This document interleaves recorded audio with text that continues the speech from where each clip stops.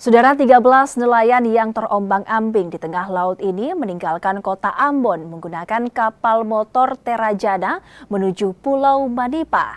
Namun mesin kapal mengalami kerusakan hingga 13 nelayan ini terombang-ambing di perairan Pulau Tiga.